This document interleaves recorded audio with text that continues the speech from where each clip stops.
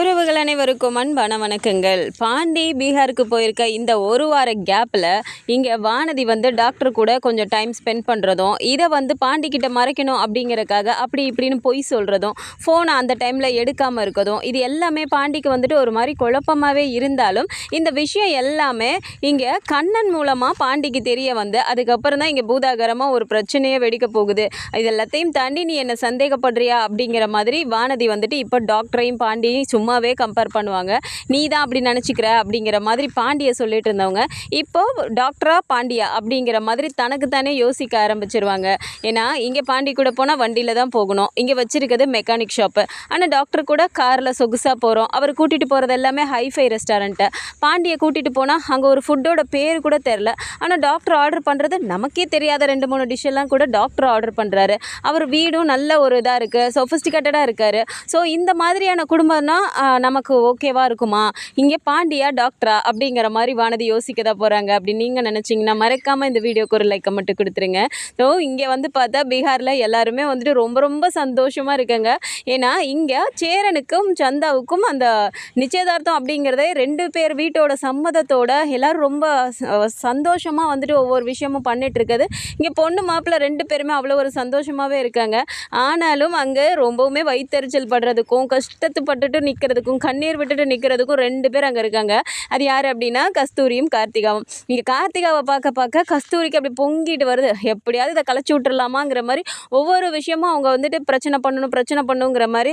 After all அவங்க கொடுக்குற ஸ்வீட்டுக்கு கூட லட்டு கூட கிடையாதா, ஒரு ஜூஸ் கூட கிடையாதா, என்ன பொண்ணு இது அப்படிங்கிற மாதிரி ஒரு மாதிரி பேசும்போது நல்ல நடேசன் சூப்பரான ஒரு பஞ்சு கொடுக்குறாரு. ஸோ கஸ்தூரி இப்படியே சொல்லிட்டு இருக்கும்போது நடேசன் பார்த்துட்டு, ஆமாம் கஸ்தூரி, நான் முன்னாடி கொஞ்சம் இழுத்து கட்டலான் இருக்கேன். சேரனுக்கும் இப்போ கல்யாணம் ஆகிடுச்சுன்னா அதுக்கும் ஒரு ரூமு போயிடும். அப்புறம் பாண்டி கல்யாணம் பண்ணுவான், பல்லவன், இப்படி ஒவ்வொருத்தருக்கும் பண்ணுறதுக்கு இருக்கிற இடத்தெல்லாம் அப்படியே இழுத்து பிடிச்சி கட்டலான்னு பார்க்குறேன். கொஞ்சம் இடம் கம்மியாக இருக்குது, உன் இடத்துல ஒரு 2 அடி மட்டும் கொடுக்குறியா அப்படிங்கிறாங்க.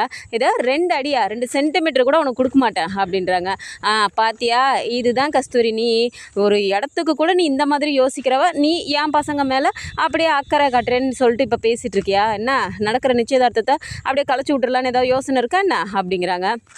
ஆமாம், கலைச்சி விட்றாங்க, ஏதோ நல்ல எண்ணத்தில் தான் நான் சொன்னேன் அப்படிங்கிறாங்க. உன் நல்ல எண்ணம்லாம் எங்களுக்கும் தெரியும், எப்போ பாரு ஏதாவது ஒன்று சொல்லிகிட்டே இருக்க. ஏன் நீ என்ன என் வீட்டிலே உட்காந்துட்டு இருக்க போறியா? உன் வீட்டில் தானே நீ இருக்க போகிற, அப்புறம் என்ன சும்மா ஏதாவது ஒன்று சொல்லிக்கிட்டே இருக்க? பேசாமல் கம்முன்னு இரு. கூப்பிட்டமா, வந்தியா, வாழ்த்துனியா, போயிட்டே இருக்கணும். சும்மா ஏதாவது கருத்து சொல்கிறேங்கிற பேரில் ஆட்டையை கலைச்சி விடலாம் பார்த்தா அவ்வளோதான் சொல்லிவிட்டேன் அப்படின்னு சொல்லிட்டு இங்கே நடேசன் சொன்ன உடனே கஸ்தூரிக்கே ஒரு மாதிரி ஆகுது. ஆனால் இங்கே கார்த்திகா, என்னம்மா பேசிகிட்டு இருக்க அப்படிங்கிறாங்க. அதெல்லாம் ஒன்றும் இல்லடி, சும்மா நிறு அப்படிங்கிற. ஆனால் இங்கே அவங்க 2 பேருக்கும் ஃபோட்டோஸ்லாம் எடுக்கும்போது வழக்கம் போல் நம்ம நிலன் 2 பேருமே சோழன் அப்படியே நிலா கூட சேர்ந்து ஆனால் இப்படி எடுனேன் அப்படி எடுனேன் அப்படிலாம் சொல்லிட்டு அங்கே போஸ்ட் சொல்லி கொடுக்குறேங்கிற பேரில் நிலா கூடவும் சேர்ந்து அப்படியே அவரும் பண்ணுறாரு. ஸோ இதெல்லாம் பார்த்துட்டு எல்லோரும் சந்தோஷமாக சிரிச்சு தான் இருக்காங்க. ஆனால் இங்கே நிச்சயதார்த்த வேலையெல்லாம் முடிஞ்சதுக்கப்புறமா பார்த்தா பாண்டி சரி வானதிக்கு ஃபோன் பண்ணி பேசலாம், இந்த ஃபோட்டோஸ் எல்லாம் வானதிக்கு அனுப்பலாம் அப்படின்னு சொல்லிட்டு எல்லா ஃபோட்டோவையுமே வானதிக்கு அனுப்புகிறாரு. ஆனால் வானதி இங்கே ரொம்ப நேரமாக பார்க்கவே இல்லை, பார்த்துக்கிட்டே இருக்காரு. என்ன இவ்வளோ நேரம் ஆயிடுச்சு, இன்னும் அவள் பார்க்காம இருக்காளே அப்படின்ட்டு, சரி மெடிக்கலில் ஏதாவது வேலையாக இருப்பாவ அப்படிங்கிற மாதிரி விட்டுடுறாரு. ஈவினிங்காக ஆகி போயிடுது.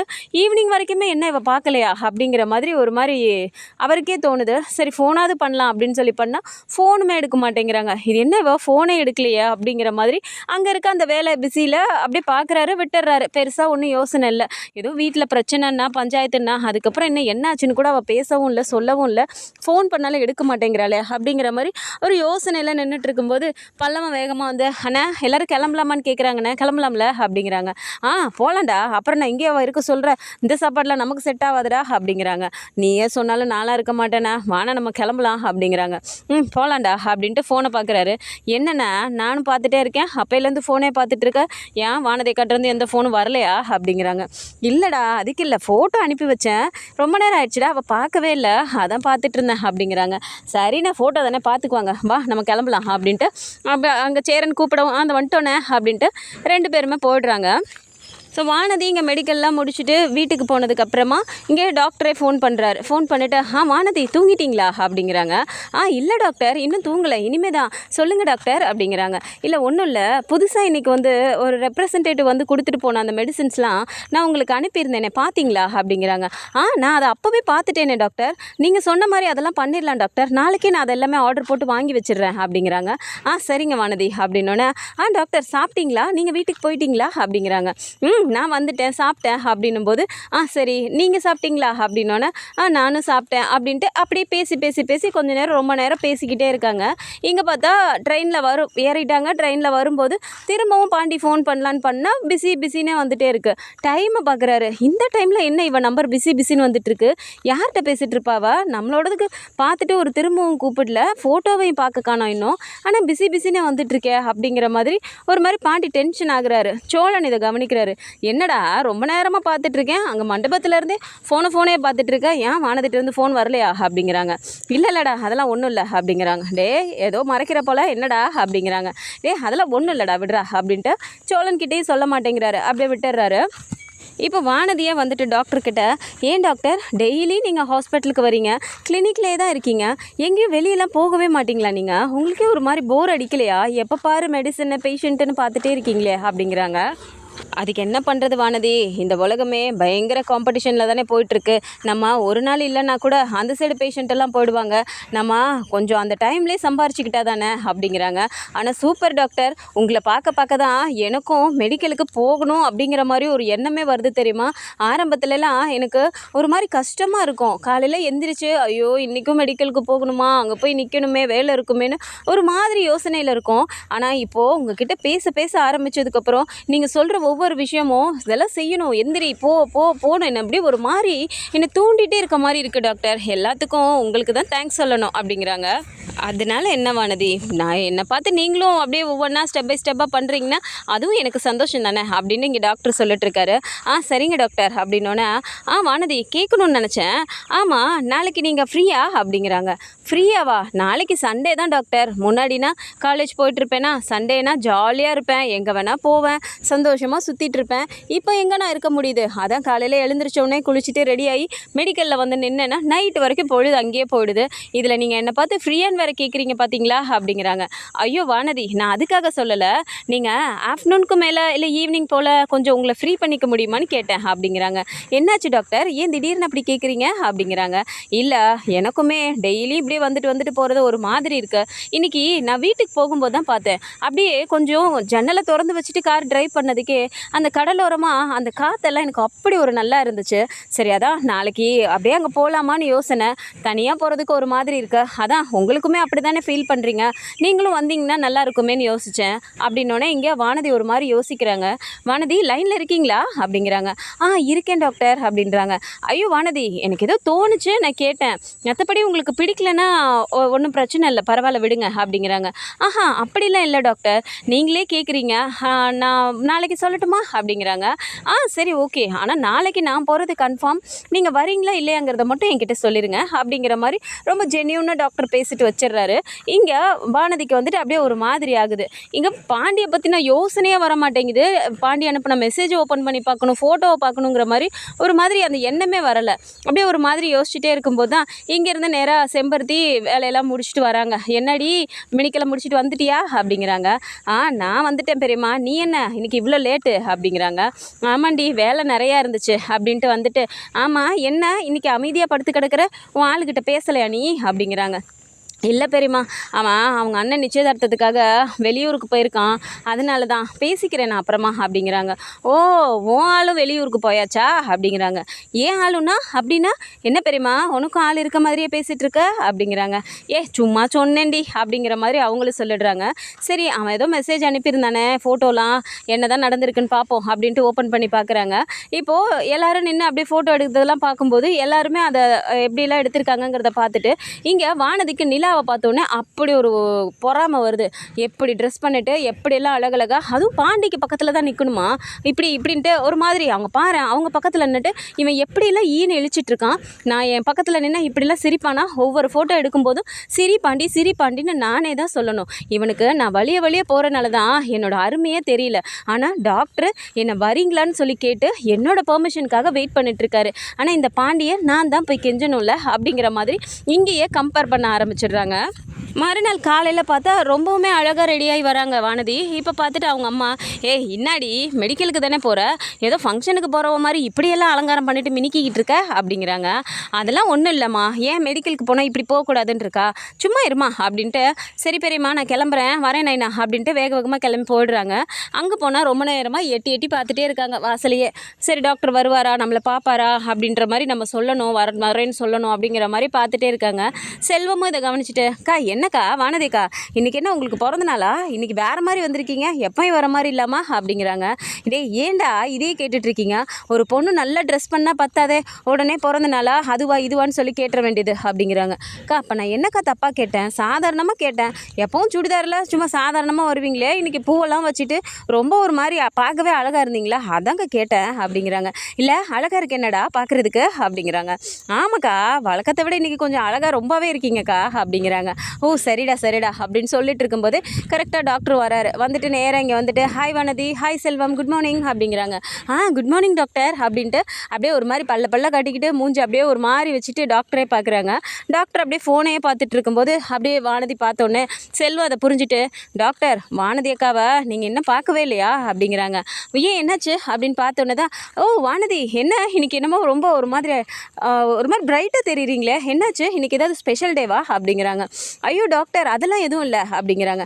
பார்த்தீங்களா டாக்டர், நீங்களும் பார்த்தோன்னே இப்படி தானே கேட்டீங்க, ஆனால் நான் கேட்டதுக்கு மட்டும் இவ்வளோ நேரம் வானதி அக்கா என்னை திட்டினாங்க, ஆனால் உங்ககிட்ட மட்டும் அப்படிலாம் இல்லைன்னு சொல்கிறாங்க பார்த்தீங்களா அப்படிங்கிறாங்க. ஓ அப்படியா, சரி அப்படின்ட்டு இப்போ டாக்டரை, சரி ஓகே நீங்கள் பாருங்கள், பேஷண்ட்லாம் வந்துட்டாங்களா செல்வம் அப்படிங்கிறாங்க.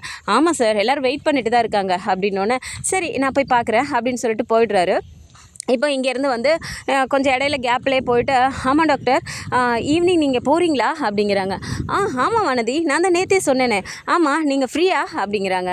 என்ன டாக்டர் இப்படி கேட்குறீங்க, நான் அதனால தான் இப்படிலாம் கிளம்பி வந்திருக்கேன் அப்படிங்கிறாங்க. ஓ அப்படியா, பார்த்தீங்களா இது எனக்கு தோணவே இல்லை, நான் வேறு மாதிரி ஏதோ உங்களுக்கு ஸ்பெஷல் டே போல் இருக்கு, உங்களுக்கு ஏதோ பர்த்டேவோ அந்த மாதிரிலாம் நான் கொஞ்சம் யோசிச்சிட்டேன் அப்படிங்கிறாங்க. அதெல்லாம் ஒன்றும் இல்லை டாக்டர், நீங்கள் ஈவினிங் சொல்லுங்கள் எப்போன்னு, அப்போ நம்ம போகலாம் அப்படின்னுறாங்க. சரி அப்படின்னு சொல்லிட்டு இப்போ பார்த்தா ஈவினிங் அவர் கிளம்பும்போது இங்கே செல்வத்துக்கிட்ட வந்துட்டு, செல்வம் நீ பார்த்துக்கோ, எனக்கு முக்கியமான வேலை கொஞ்சம் வீட்டில் இருக்குது, அதனால் நான் வீட்டுக்கு போகணுண்டா, நைட்டு நீ க்ளோஸ் பண்ணிட்டு கிளம்பிடுறியா அப்படிங்கிறாங்க. எனக்கா தனியாக விட்டு போகிறீங்க அப்படிங்கிறாங்க. இன்னொரு 4 மணி நேரம் தானடா, பார்த்துக்க மாட்டியா, மேனேஜ் பண்ணிக்கூடா, நான் வீட்டுக்கு போகணுண்டா, ஒரு முக்கியமான விஷயம் அப்படின்னு சொல்லிட்டு இங்கே வீட்டுக்கு போகிறேன்னு செல்வத்துக்கிட்ட சொல்லிட்டு இங்கே டாக்டர் கூட கிளம்பி போயிடுறாங்க. அந்த வழியாக வந்துட்டு லேட்டாக அவங்க அப்பா வரவர், ரொம்ப ஒரு மாதிரி கை கால்லாம் வலியாக இருக்கே, போயிட்டு இங்கே வானதிக்கிட்டே மாத்திரை வாங்கிட்டு போயிடலாம் அப்படின்னு சொல்லிட்டு ஆட்டோவை போய் நிப்பாட்டிட்டு அப்போ தான் அங்கே போகிறாரு. போனால் செல்வத்தை பார்த்துட்டு, என்னப்பா எங்கே வானதி அப்படிங்கிறாங்க. என்னங்கப்பா இங்கே வந்து கேட்குறீங்க, வானதி அக்கா அப்போவே வீட்டுக்கு போயிட்டாங்களே அப்படிங்கிறாங்க. என்னத்துக்கு அவள் வீட்டுக்கு போனால், இங்கே கடையில் இவ்வளோ வேலை இருக்கும்போது இவ்வளோ கும்பல் இருக்காங்க, நீ ஒரே ஆளாக தனியாக நின்று சமாளிக்கிற அப்படிங்கிறாங்க. ஆமாம்ப்பா அக்கா தான் ஏதோ வீட்டில் பிரச்சனைன்னு சொல்லிட்டு நான் வீட்டுக்கு முக்கியமாக போகணும்னு சொல்லி கிளம்பி போயிட்டாங்க அப்படிங்கிறாங்க. வீட்டுக்கு அவ்வளோ அவசரமாக போகிறதுக்கு இவளுக்கு என்ன, சரிப்பா எனக்கு கை கால்லாம் வலிக்குது, எனக்கு மாத்திரை கூட அதை வாங்கிட்டு போகலன்னு தான் வந்தேன் அப்படின்ட்டு இங்கேருந்து வாங்கிட்டு அவரும் வீட்டுக்கு போகிறாரு. வீட்டுக்கு போய் பார்த்தா அங்கே ஆளே இல்லை. எங்கே வானதின்னு கேட்டால், இங்கேயா வருவா இந்த நேரத்துக்கு, அவள் வர இன்னும் லேட் ஆகும் அப்படின்னு அவங்க அம்மா சொல்கிறாங்க. இங்கேயே அவங்க அப்பாவுக்கு ஒரு மாதிரி ஆகுது, இதை சொன்னால் இவ ஏதாவது திட்டுவாளே அப்படிங்கிற மாதிரி எதுவும் சொல்லாமலே சரி வானதி வரட்டும் வந்த அப்புறம் பேசிக்கலான்னு சொல்லிட்டு அவரும் சைலண்ட்டாகவே இருக்கார். ஸோ இங்கே பார்த்தா பாண்டி வந்து வானதி ஃபோனே எடுக்கல அப்படின்னோடனே, சரி எதாச்சும் கண்ணனுக்கு ஃபோன் பண்ணி கடை எப்படிடா போயிட்டுருக்கு, வண்டியெல்லாம் எதுவும் எப்படி என்னன்னு கேட்குறதுக்கு அங்கே கண்ணனுக்கு ஃபோன் பண்ணி பேசிகிட்டு இருக்கும்போது, சரிடா வானதி எதுவும் கடைக்கு வந்தாளா அப்படிங்கிறாங்க. ஏன்னா நீ இருக்கும்போது தான் அது வரும், நான் இருக்கும்போதெல்லாம் அது வருமா, கடை சைட்லாம் வரவே இல்லைண்ணா இத்தனை நாளுமே வானதி அப்படிங்கிறாங்க. அப்படியாடா, ஃபோன் பண்ணால் ஃபோனே எடுக்கலடா, சரி அவளை பார்த்தீங்கன்னா என்ன எதுன்னு பாரு, ஏதோ பிரச்சனைன்னு வேறு வீட்டில் சொன்னாடா அப்படிங்கிறாங்க.